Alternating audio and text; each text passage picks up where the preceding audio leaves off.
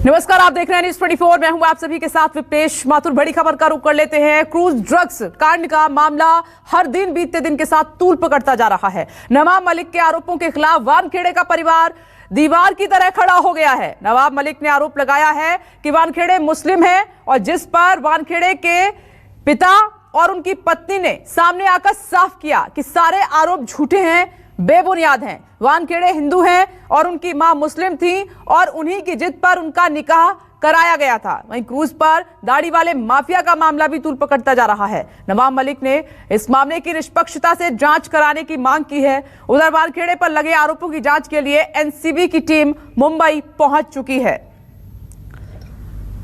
और बड़ी खबर का रुख कर लेते हैं। नवाब मलिक की पत्नी ने नवाब मलिक के आरोपों पर पलटवार किया है। माफ कीजिएगा, यहां पर हम वानखेड़े की पत्नी की बात कर रहे हैं। समीर वानखेड़े की पत्नी ने पलटवार किया है।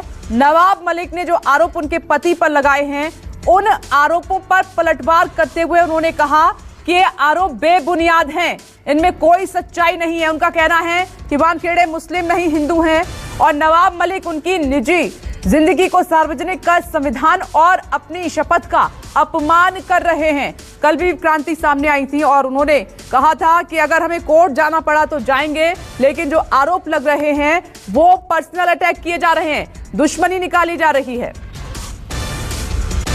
मैं यही कहना चाहती हूँ कि ये निकाहनामा जो उन्होंने सादर किया है, इसके पहले जो भी डॉक्यूमेंट्स वो भेजते थे, मैं जब भी बोलती थी जो गलत है वो गलत है। आज मैं नहीं बोल रही हूँ ऐसा। यस, निकाह हुआ था, लेकिन समीर वानखेड़े ने लीगली अपना रिलीजन, अपना कास्ट कभी भी चेंज नहीं किया था। एक सिर्फ मेयर फॉर्मेलिटी थी कि जो उनकी मदर इन मतलब उनकी मेरी मदर इन लॉ जो अभी नहीं है वो मुस्लिम थे, तो उनकी खुशी के लिए ये निकाह किया गया था। जो बर्थ सर्टिफिकेट बताया गया उसके बारे में क्या कहेंगी? वो सही है गलत है? ऑफ कोर्स गलत है, क्योंकि ओरिजिनल तो हम दिखा चुके हैं ना, जिसमें लिखा है समीर ज्ञानदेव वानखेड़े और उनका रिलीजन हिंदू है। वो मौलाना जी जो भी कह रहे हैं उनको उसी वक्त फाइंड आउट करना चाहिए था कि आदमी हिंदू है या मुस्लिम है, जो भी है। तो वो क्या बोल रहे हैं रिलीजन के हिसाब से वो मैं नहीं जानती, क्योंकि मैंने उनको सुना नहीं है अभी तक। ये बहुत ही पर्सनल फोटोज हैं। एक पहली वाली जो उनकी एक्स वाइफ है, उनकी भी इज्जत के लिए ये खराब है, मेरी भी इज्जत के लिए खराब है। ये जब मंत्री पद लेते हैं तब अपनी जो ओथ ली थी वो टोटली उसको जोपर्डाइज कर रहे हैं, अपना पूरा उसको आप एक मतलब आप उसको तोड़ रहे हैं और ये चाहते हैं आपके लोगों की निजी लाइफ पब्लिक हो जाए। तो ये आप टोटली आपकी ओथ के खिलाफ बिहेव कर रहे हैं, जो बहुत गलत है। समीर वानखेड़े को इस कुर्सी से हटाने की जो उन्होंने पब्लिक घोषणा की थी, ये गुंडागर्दी जो उनकी चल रही है, ये टोटल गुंडागर्दी है। वो चाहते हैं कि इस कुर्सी पे वो ना रहे ताकि ये जांच नहीं चलती रहे और उनका दामाद जो है वो बेगुनाह होकर छूट जाए। लेकिन ये सिस्टम है, जुडिस्डिक्शन है। अभी तक तो मुझे सिस्टम पे विश्वास है, लेकिन अगर समीर वानखेड़े इस कुर्सी से हट जाते हैं तो मेरा इस सिस्टम से भी विश्वास हट जाएगा। 5 मेंबर टीम जो आई है विजिलेंस की इंक्वायरी, क्या कहना चाहते हैं? बहुत खुश हैं समीर जी इस टीम के बारे में, क्योंकि वो चाहते हैं कि इसकी जांच हो, लोगों के सामने सच्चाई आए और लोगों को ये पता चले कि क्या गलत है क्या सही है और किसने इन गवाहों को फोड़ा है, किसने उनको पैसे दिए हैं। सारी चीजें खुल के बाहर आनी चाहिए। तो ये समीर वानखेड़े की पत्नी जिनको आप सुन रहे थे, और वहीं समीर वानखेड़े के पिता ने भी न्यूज़ 24 से बातचीत में नवाब मलिक के आरोपों को गलत बताया है। सुनिए। मलिक ने एक बार फिर समीर वानखेड़े के ऊपर कई गंभीर आरोप लगाए हैं। हमारे साथ बात करने के लिए समीर वानखेड़े जी के पिताजी मौजूद हैं। सर, आज भी नवाब मलिक ने एक निकाहनामा डाला है और कहा है कि आपका नाम दाऊद है, इस तरीके के आरोप लगाए हैं।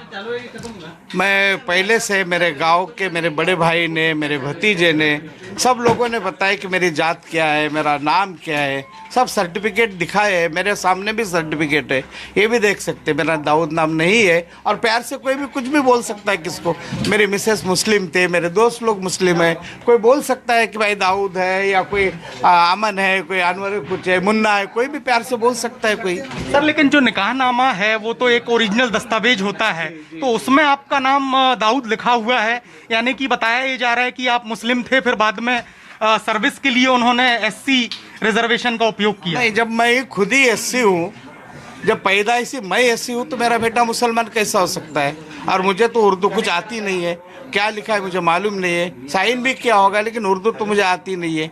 लेकिन साइन से देखते तो सही होगा, मेरी मिसेस नहीं है ये जो आपको जवाब देने के लिए, वो होती तो जवाब देती, लेकिन दुनिया में नहीं है और मुझे उर्दू कुछ आती नहीं है। तो अगर ये सही है तो मेरे बेटे ने कुछ 15-20 दिन में स्पेशल मैरिज एक्ट के तहत उसने रजिस्ट्रेशन भी किया है शादी का। सर लेकिन आपके बेटे को तो आती है, उसमें बाकायदा लिखा हुआ है आपका नाम दाऊद, तो आपके बेटे को तो ये जानकारी होगी सर। मेरा बेटा भी उर्दू नहीं जानता है, माँ के कहने पर उसने साइन किया होगा, लेकिन इसीलिए उसको डाउट था कि ये कुछ भी कर सकते हैं आगे, तो इसलिए उसने स्पेशल मैरिज एक्ट के तहत उसने अपना रजिस्ट्रेशन करवाया शादी का।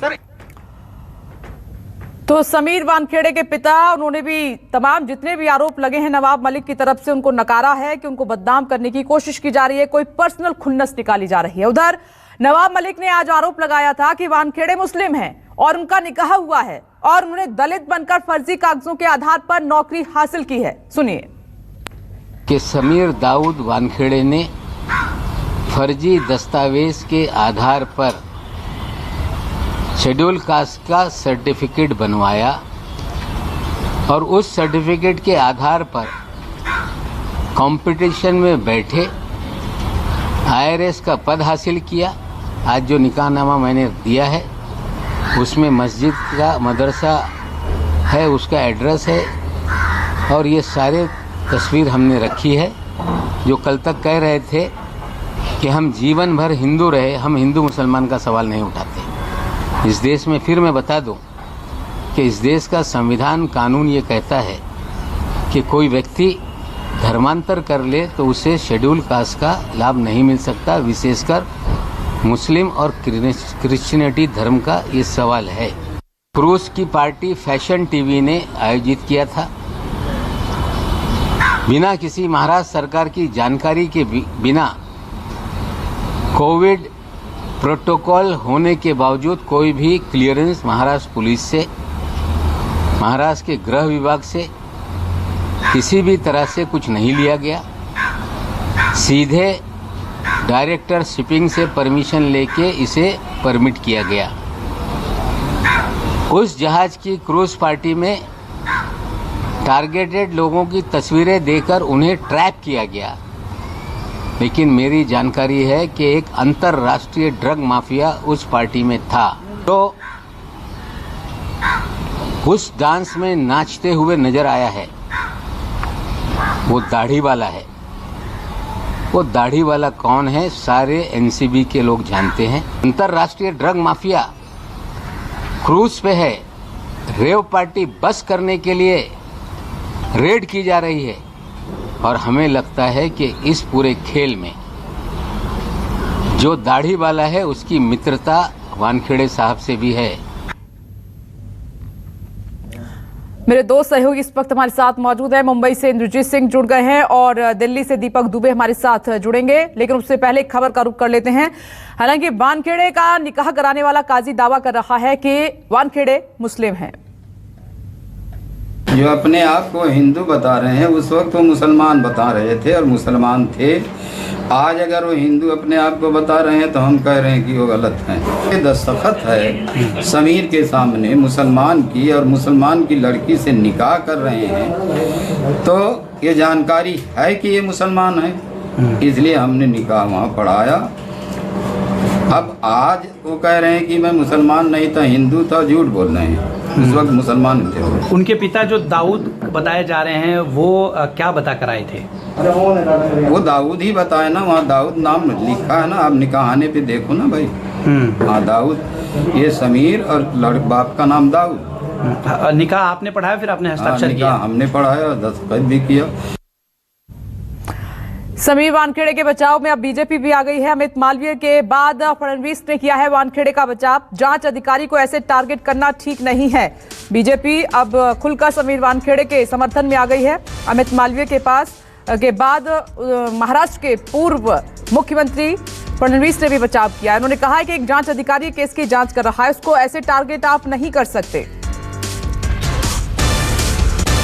इन्वेस्टिगेटिंग ऑफिसर को इस प्रकार से टारगेट करना ये ठीक नहीं है। साथ साथ किसी भी ऑनगोइंग केस में जो साक्ष्य होते हैं, गवाह होते हैं, उनके ऊपर सरकार की ओर से दबाव बनाकर सरकारी तंत्र का उपयोग करते हुए उनको डिस्क्रेडिट करना, ये भी बहुत गलत है। और जिस प्रकार की ये सारी परिस्थितियां चल रही है, इसके कारण न्याय की प्रक्रिया में बाधा तैयार होती है। और वे मंत्री है, संविधान की शपथ ली है, तो कोई मंत्री ये कहे कि मैं अधिकारी को जेल में डाल दूंगा, मैं उनको इस प्रकार से करूंगा, तो मुझे लगता है कि संविधान की जो शपथ उन्होंने ली है उस दायरे में ये नहीं बैठता। अगर उनके पास कोई चीजें हैं तो वो कोर्ट चले जाए, ऑनगोइंग केस चल रही है उसमें सारे साक्ष्य जो उनके पास है वो दे और कार्रवाई की बात करे, लेकिन इस पर कोरी राजनीति हो रही है जो बिल्कुल ठीक नहीं है।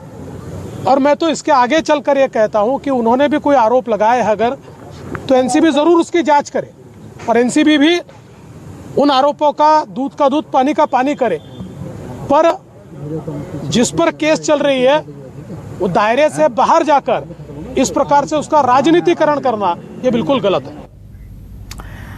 इंद्रजीत, आपके पास आ रही हूं अब, क्योंकि हर दिन कुछ ना कुछ नया इसमें खुलासा हो रहा है। अब यहां पर पेच फंसा हुआ है कि समीर वानखेड़े मुस्लिम हैं या फिर हिंदू हैं, इधर बीजेपी बचाव में आ गई है। क्या चल रहा है ये और कैसे साफ हो पाएगा?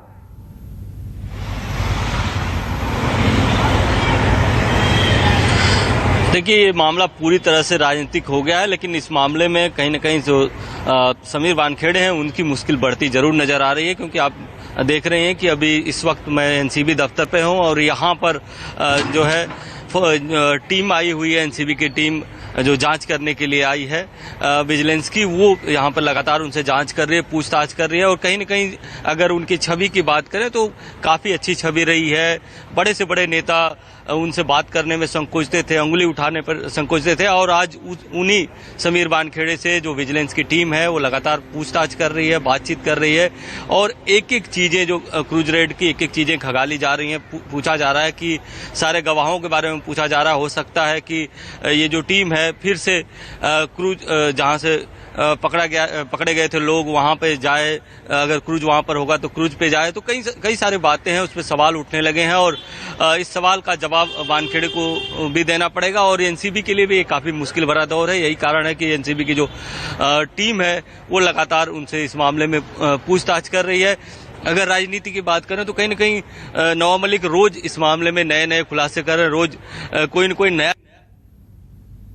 जी, मैं लौट रही हूं इंद्रजीत, आपकी आवाज हमें अब नहीं मिल पा रही है और दीपक भी हमारे साथ मौजूद है। दीपक, दिल्ली में क्या चल रहा है?